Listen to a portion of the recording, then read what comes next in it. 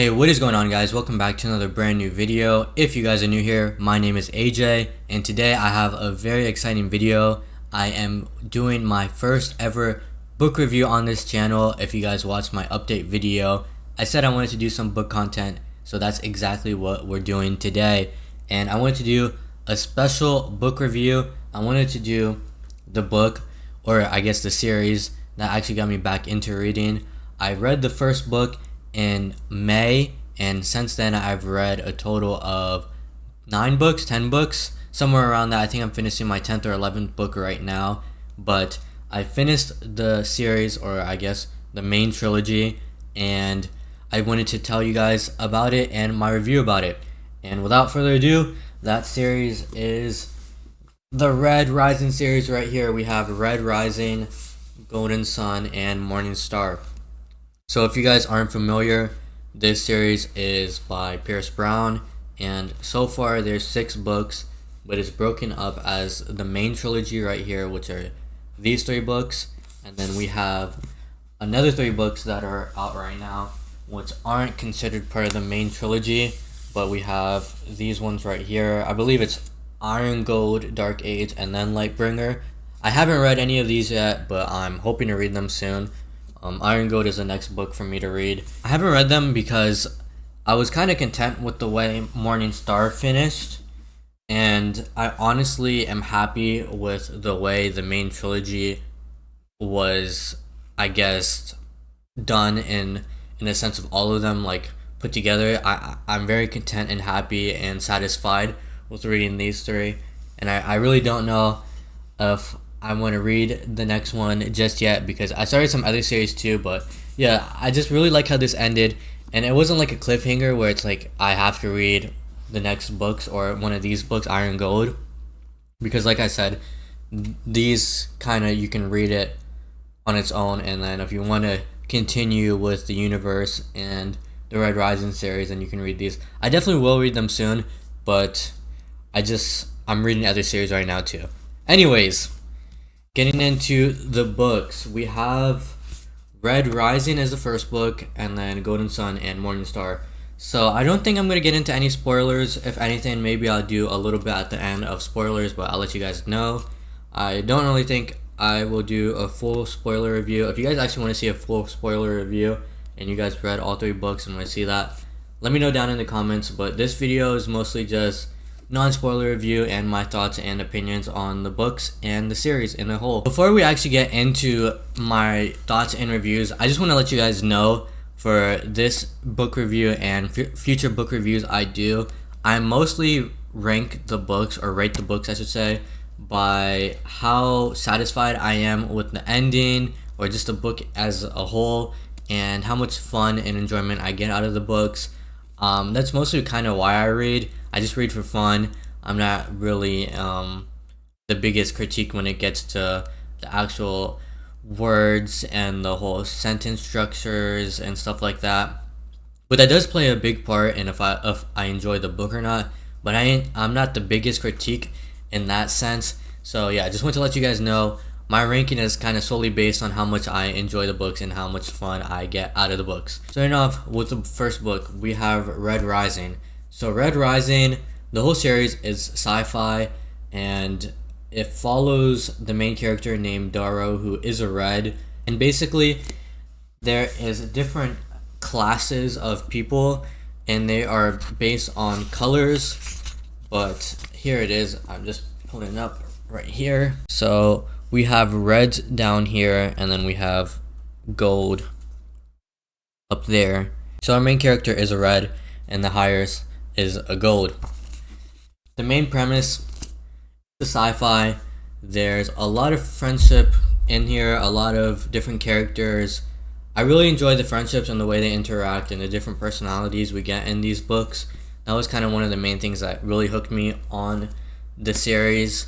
But yeah, we follow a guy named Darrow, and he's a red, and basically the reds are miners, and they mine in Mars, and they think their main purpose and their main mission in life is to hopefully in the future make Mars a planet where people can live. But little do they know that Mars already has life going on. There's cities on top, and there's already a whole world that they're not familiar with because they're stuck in the mines, and that's because the system has made them think this certain way without letting them know the actual truth.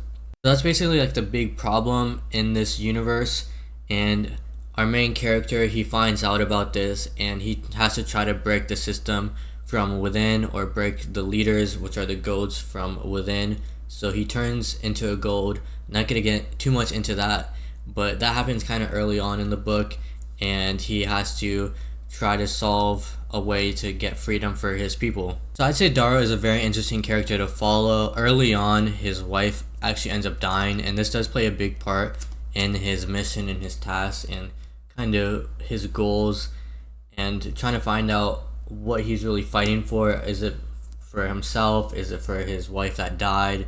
And this kind of plays a big part in all three books. But yeah, that's not really a spoiler. It says it in the back. So just wanted to let you guys know that's in the back right here. It plays a big part in the book and in the series because early on, his wife and him have this conversation about what they wish for in the future. And it says it right here. They have this conversation. I live for the dream that my children will be born free, she says. That they will be what they like. That they will own the land their father gave them. And that's kind of, they have this talk, and she's saying what she kind of wants. She wants her people to be free. And while Daro is going through this mission to try to free the people, free the Reds, he kind of always thinks, is he doing it just for her, or for his people, or for himself? Besides that, this story has a very interesting plot. Once he does kind of get into the golds and their system, he has to kind of go through this game. And it's just, I know some people kind of said it has like some Hunger Games vibes, which it kind of does, but not really in a sense. In a way, it was kind of like a trial or a game where there was moderators and stuff like that, but it wasn't totally like Hunger Games. And yeah, it was interesting though. That part did feel a little long. I mean, that was kind of the majority of what this book was. It was mostly taking place in that type of environment once that started. But before that, it kind of did take a while to get there, and then the rest of the book was that part happening. And that part is where you kind of really start getting introduced to all these characters and the personalities and how they interact with each other. And that's also where you meet my favorite group of people and one of my favorite characters, Sevro and the Howlers. They're very cool, very epic, and you get to see quite a bit of them here. You get more of them in the future books, and I really enjoyed them, and I enjoyed the friendship between Daro and Sevro. And I won't get in too much into that, but I just want to say they had a very cool friendship. I really like friendships in books that are well done, and this one had a good friendship in it. And if you guys are familiar with The Will and the Many, even that friendship in that one I really liked. So yeah, the friendship in here was really fun, and the way they interact and was really interesting. Before I get into everything I didn't enjoy too much about the book, I will say that the stuff I did like, once again, were the friendships. There were some plot twists that were kind of interesting. There was kind of like a sprinkle of like a side subplot of romance, but it wasn't too much. It was still interesting. So it wasn't too much, but there was some there. There was a little more in the other two books, but at the same time, it wasn't kind of a lot. But yeah, those are things I kind of liked. I liked some of, I guess, not like the battle scenes, but the fights going on, whether it was between people or like verbally or physical. I think those fight scenes were pretty interesting and fun.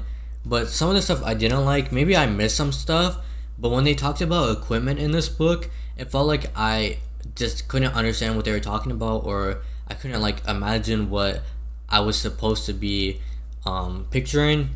And I don't know if I was just missing descriptions of stuff, but it felt like I just couldn't understand some of that stuff and the equipment. One of the other things I didn't enjoy too much was being like a sci-fi book that takes place on Mars.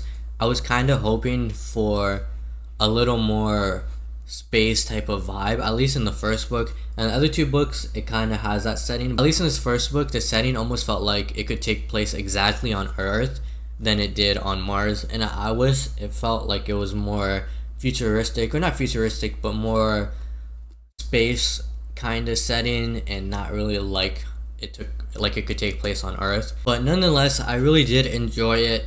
The ending was, I guess, it wasn't like a cliffhanger, but it wasn't anything crazy either. So it was kind of satisfying. I mean, it just kind of ended where once you get there, you kind of would, I guess, expect it to end that way. But it wasn't like an ending where it made me want to read the next book. I ended up taking a little break after reading this one and starting some other books, because the ending of this didn't really want to make me pick up Golden Sun too much. So here it is, Golden Sun. I didn't want to read it right after Red Rising because the ending was, I guess it wasn't like a cliffhanger. It didn't really want me to, I guess, continue reading.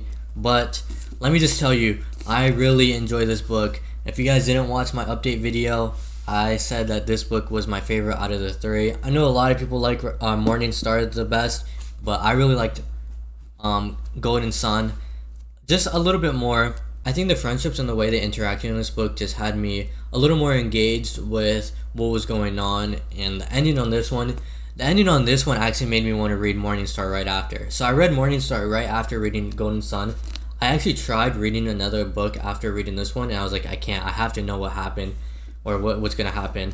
So I read Morning Star right after reading this one, because the ending on this one, yeah, this ending would make you want to read Morning Star. So if you read Red Rising and you're watching this and you want to know if you should read Golden Sun, I highly suggest just reading Golden Sun. In my opinion, and I think a lot of people will agree with me too that have read Golden Sun and Morning Star, that those two books are a lot better than Red Rising. So if you read Red Rising and you want to know if you should continue the series, I would suggest you do it, and I don't think you will regret it. But yeah, this book was really good. I don't even think I said my rating for this first book. I give this first book a 4.25. It'll kind of have a special place in my heart because it is the first book that kind of got me back into reading, and I really enjoyed it. And this was kind of the start of the series that I really enjoyed, so this has a special place in my heart. Golden Sun, I'd probably give a 4.75. Or did I give it a 5? I might have gave it a 5. Yeah, I did give it a 5. So this book I'd give a 5. And yeah, I don't know why I said 4.75. But yeah, this book I'd give a 5. Everything about this book I really did enjoy. I don't really think there's anything negative or cons that I can remember from this book. No, I think it just had a good amount of twist, a good amount of friendship, and kind of what it means to be friends. Just being friends versus acquaintances. That was kind of a very important part in this book. I don't want to get too much into it because then it might give some stuff away. But this book, there's some stuff going outside.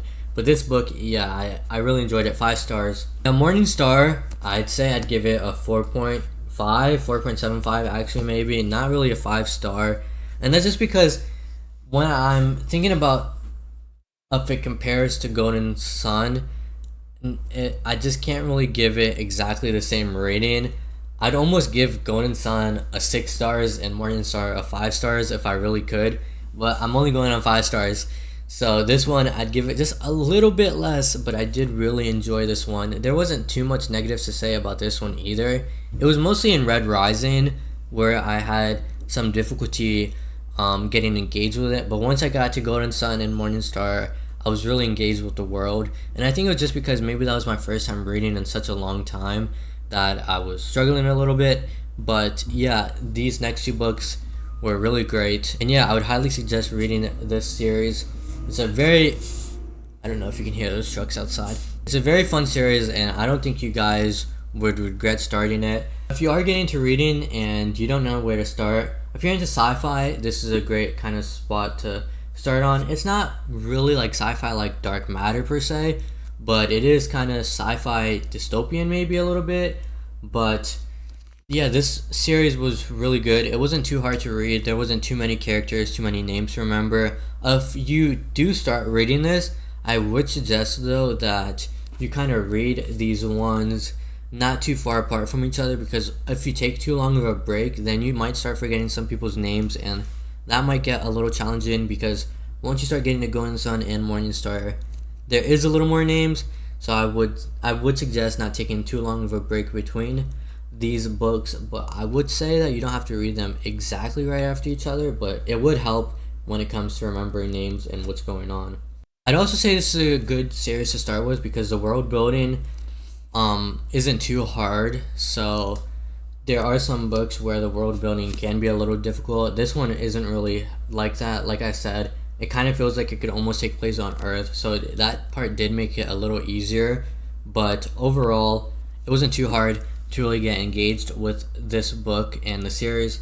So if you are new to reading, I would suggest starting with this series, and you can definitely find out if this is something that you enjoy, and then you can maybe read some other series that are similar to this. I just kind of started the Mistborn series, and I'm enjoying that too.